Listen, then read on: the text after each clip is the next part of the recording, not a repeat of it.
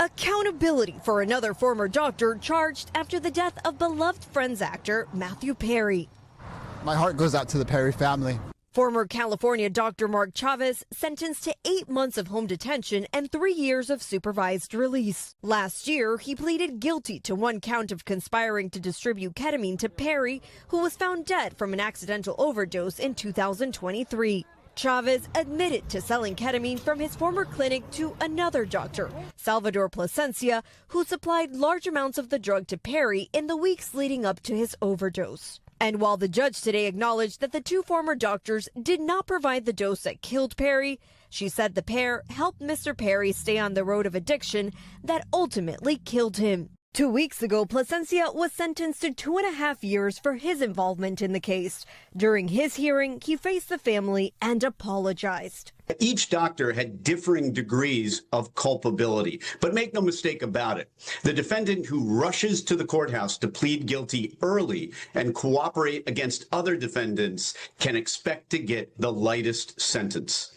In court documents, Chavez's defense team saying he went from a practicing emergency room physician to an Uber driver after facing charges. Mr. Chavez has lost his career, his livelihood, and professional identity that he has worked decades to develop. Those losses are real, and they will follow him for the rest of his life. Perry's family was not in court Tuesday, but during Plasencia's hearing, they pointed to the oath doctors take to protect. And instead, these former doctors knew he was suffering and failed to help. On the one hand, being a doctor means you've led a career of helping others. But on the other hand, it means that you're somebody who has the training and knowledge to know better than to deal drugs. And Camila Bernal joins us now from Los Angeles. Camila, what more do we know about the other people charged in connection with Perry's overdose?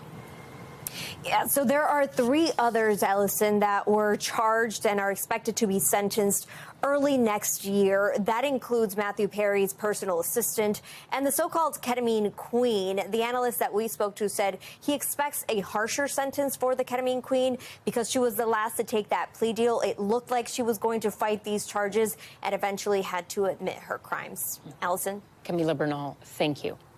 We thank you for watching, and remember, stay updated on breaking news and top stories on the NBC News app or watch live on our YouTube channel.